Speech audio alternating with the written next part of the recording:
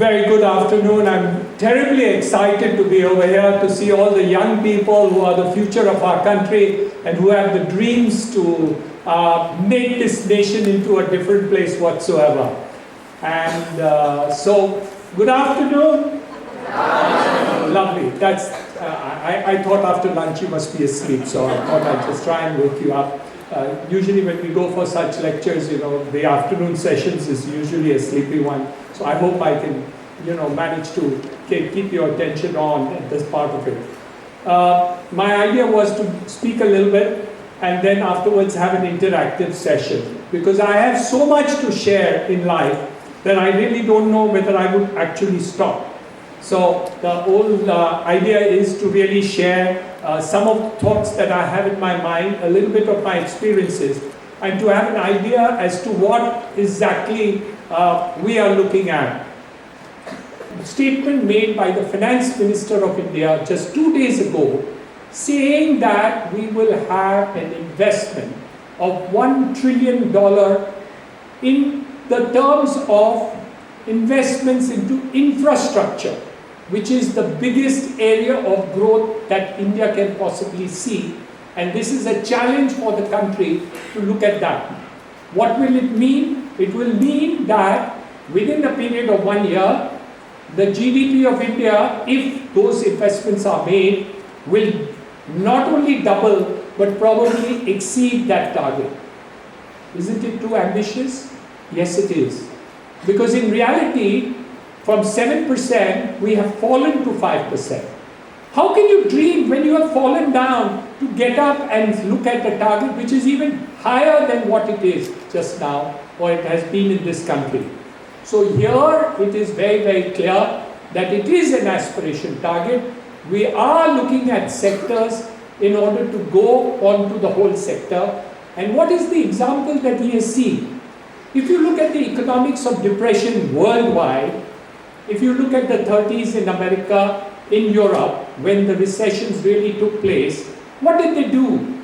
They did exactly what the Prime Minister is suggesting just now, which is investment into infrastructure, investment into roads, investment into urban cities, investment into various actors like in those days automobiles and other reasons. So all the superhighways of America and the autobahns of Germany were constructed in an era where there were not so many cars. The highways of America and the autobahns were created in order to beat the depression and in order to serve the purpose of unemployment in these countries at that point of time, and that is what made the paradigm happen. So what is the solution for India?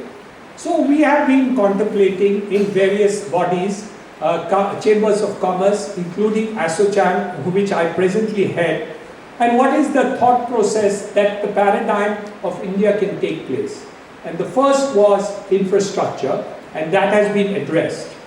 We have suggested through ASSOCHAM 5 other sectors which can actually cause this paradigm to happen very quickly.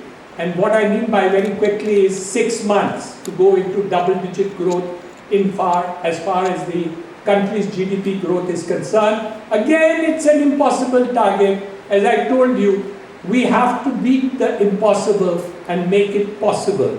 So we are looking at housing, affordable housing segment.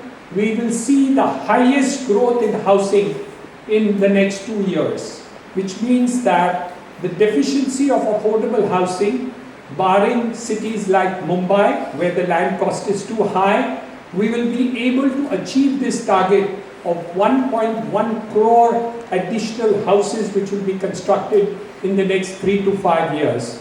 We are looking at urban infrastructure which will be second to none in the entire world. And why do I say that? I want to share with you, my friends, about the urban infrastructure of the city of Mumbai. In the next 5 years, in Mumbai city, which has 3 railway lines, the Western Railway, the Central Railway, and the Harbour Line, which is 190 kilometers length, we are going to add 300 kilometers of metro in the next 5 to 7 years. We are going to add a connector to the mainland of India, which is by a cross-harbour bridge, which will be the longest bridge in India across the sea, which is 22 kilometers long. We are going to do a coastal road on the western side of Mumbai. We are putting up a new airport at Navi Mumbai near Panvel, and these are the segments that we are going to do, and we are doing a ro-ro connectivity to Alibag in the next 30 days from today. All this put together puts a budget of urban infrastructure for the city and region of Mumbai, and I'm excluding bullet train to Ahmedabad, and I'm excluding the expressway to Nagpur from Mumbai. It comes to a budget of 3 lakh crores. I'll repeat that the investment in the next 5 to 7 years only in the Mumbai infrastructure is going to be 3 lakh crores. And what does that mean in terms of numbers? It's a very big number, even for me. It's a big number to really think about. But let me put it in a perspective. The total investment into urban infrastructure by the central and state government in the city and region of Mumbai from independence till now, 60 years from now, was 30,000 crores. And in the next 5 to 7 years, we will add 3 lakh crores of urban infrastructure which will be added. These are the paradigms which are taking place in India, something which is really going to change the face of Mumbai region and the entire city and country of India.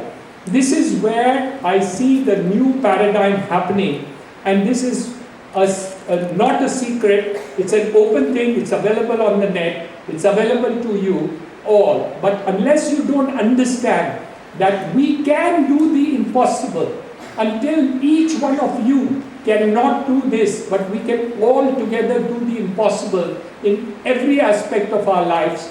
And that is what I wanted to share with you, that India can and shall reach the optimum side of not being the fastest growing nation in the world, but actually the super fastest in the world in terms of further growth in the next couple of years. Yes, it sounds very difficult in a market economy which is slipping, and we really need to make a lot of corrections, and I can speak about that present economy and the way the states are and what we really needed to do. We have actually 3 issues there. We have first the supply side issues in the economy. Those have been actually answered by the finance minister by reducing the tax rate on corporate companies right from 35% to 25% from the current year itself. So the supply side economics has made a huge dent. The second was investment into creating a demand push, which was the infrastructure story which has been said. The third leg is missing. We are not able to move this economy at the pace which I would like and the Prime Minister would like, because we still lack one leg, which is an important leg for the purposes of the economy to grow at the pace that we want. This is the liquidity crisis which has hit the marketplace, and the banking and the NBFC system has failed us completely, and we do need intervention of both the Finance Ministry and the Reserve Bank of India to correct this problem of getting the liquidity back into the system. I'm very confident that we will do so. 2 steps of what we had suggested has happened. The third leg of the solution to move into the super level of double-digit economic growth has to happen, and we are looking forward to that. This country has a great future, and there are possibilities of growth which look abnormally high and very different than what it used to be before. Because the people here, you, each one of you, have the innate ability to do so. Let me share with you about the 2006 or 7. I had an opportunity to go to New York to raise some funds for a company. And we were there meeting various people over there for the purposes of doing this fundraising situation that I did. And we had conversations with lots of financial experts who are in New York, which is the brightest place on earth for the funding and financing issues that are taking place. And I was actually quite surprised and taken back when I heard the talk and conversations in informal ways when we were sitting with people. He said, the brightest minds of people are Indians. Indians are the best brains in the entire world. In the last 25 years, the greatest doctors who had come originally to America, many of them were Indians. Many of the engineers in America have come from India. Many of the people who work in Microsoft or NASA, all of them are from India. A large number of them really come from India. So we have the brains for the purposes of being at the top of the world. We have the entrepreneur skills for being on the top of the world. We needed the political will for the purposes of being on the top of the world, and we now have that also. A combination of all these things in terms of the entrepreneurial capacity of people, the bandwidth of what we have done. So for instance, let me give you an example of a company called TCS. We did a transaction with them about 3 years ago for building a township, a place for them, a greenfield project for them in Thane, at one of our projects. And we were discussing with them the growth of TCS over a period of years.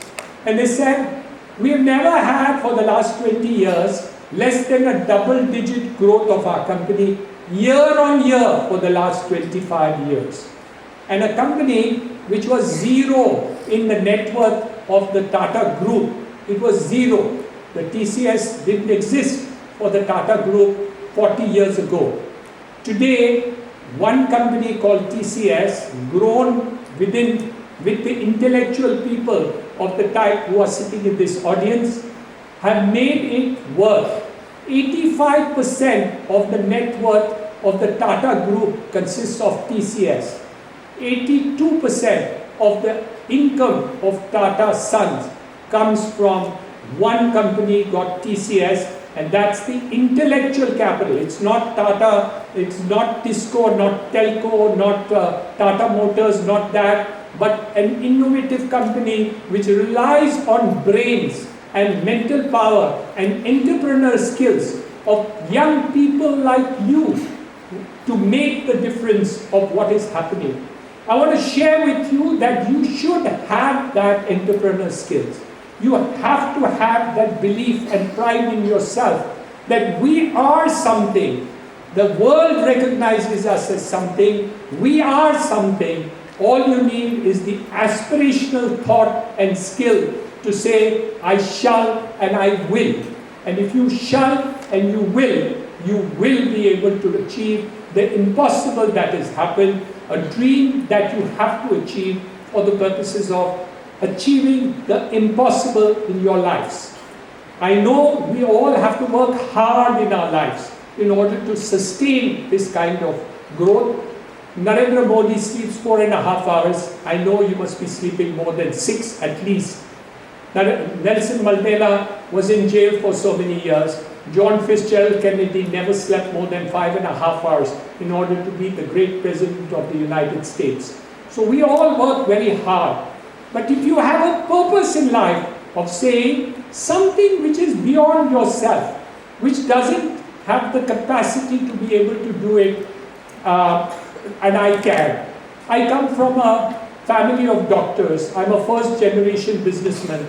And the first project that I took up was 7,000 square feet of size. Today, my company consists of constructing millions of square feet every year. Year on year, we do millions of square feet. We're also diversified into various other activities to do so. But let me share you a story. My daughter's story, Priya, my daughter came and worked with me after she had become a chartered accountant and joined my company for some short period of time. And then she came and told me, Papa, and you know when the daughter says Papa, it's dangerous. He said, Papa, I don't want to work for you anymore. So I said, why don't you want to work for me? You're my daughter, I love you. So why don't you work with me? So she said, Papa, if I do good work in your company, they say he's Niranjan's daughter. And if I do bad work, Niranjan's daughter होते हुए भी कुछ काम नहीं कर सकती है. What kind of person are you? So I'm not going to get any successes by working with you. I want to do my own thing. So she started at age 23 to set up what is called a call center, and I asked her what is a call center. At that time I didn't know. She's now 41 years old, so it's a long story back. Today I know what is a call center, so don't take me wrong. I'm more educated today. So at age 23 she explained me what's a call center. And I said, oh, telephone operating business. And at that time she told me, Papa, you're too old now. You won't understand these new world businesses. And I'm talking about 20 of years ago. Anyway, she built this company from 12 employees at my office at Saraswati Road. And at the age of 27, she built Center Technologies, a company with 4,500 employees, and ultimately sold it at the age of 27, 28 at a valuation of 100 billion US dollars. I don't get cash, but my daughter gets cash. What I'm trying to share with you, that it's not about what you really do it. You just have to aspire for someday. And I promise you, she never knew what was call center, because at that time everybody was new to call centers. Anyway, I had a second child, son. His name is Darshan. So Darshan came. He also came. He came from America and he did his MBA and landed up over here. And he wanted to work with me, and then he got fed up working under me. So he decided to go to Dubai and set up shop over there. And I also went once to meet him and all that. He found a plot, and then he phoned me after 6 months. Lo and behold, whenever anybody wants to shock you, they start with, Papa. So my son also said Papa on the phone, and he said, Papa, I want to build a building which is going to be taller than your tallest building. Do you mind? I said, no, son. If my competitor builds it, I can feel a little bit here. But if you build it, you're my son. Why should I feel bad about it? Okay, go ahead and do it. But how tall is this tallest building of residential tower that you want to build in Dubai? So he said, it's going to be 80-story tall. I said, 90-story tall. So I said, but the tallest building, residential building in the world at that time was 75-story tall. So I said, but how are you going to build this building when nobody has built it till then? Papa, that is why I want to build it. Because nobody has built a residential building which is 90-story tall anywhere in the world. That is why I want to do it. I only have one problem. You shouldn't feel bad about it. So I said, no, I promise you I won't feel bad about it. I'll do it. There were 4 years of recession. And the markets were down, so he was very challenged. He built the building. He had some person who had come as a partner who ran away. He bought over the shares of that partner also because of the markets going down. He completed the building. It's called 23 Marina. Please look it up on Google. It's now the second tallest residential tower in the world. At this point of time, I believe many are going to compete to be bigger. The Sheikh of Dubai has built the taller building, so that's okay, it's allowed. And now, of course, many people are building taller buildings than he is building. But the best part was not there. The best was, in a recession, he made a profit and gifted me a helicopter out of the profits of that particular building, which, of course, landed in my house. And he was asked by somebody in the press that, your father can't afford a helicopter, that you had to buy one. So he told that person in rapid fire reply to that, my father can buy 5 helicopters, but he doesn't have the guts to buy even one. So I have to gift it to him. So it's not a matter of Narendra Modi, Nelson Mandela, John Fitzgerald Kennedy, person who was zero, came from a doctor's family, be the first generation businessman, or it is my daughter who set up a call center, a BPO, and my son who set up the second tallest residential tower of the world. all people started with something which was aspirational, which we could not believe that we would possibly be able to achieve and do it. And Surendra, certainly the chaiwala didn't think that he would ever become the Prime Minister of India. Keep an aspiration goal in your life. I promise you that you will achieve it.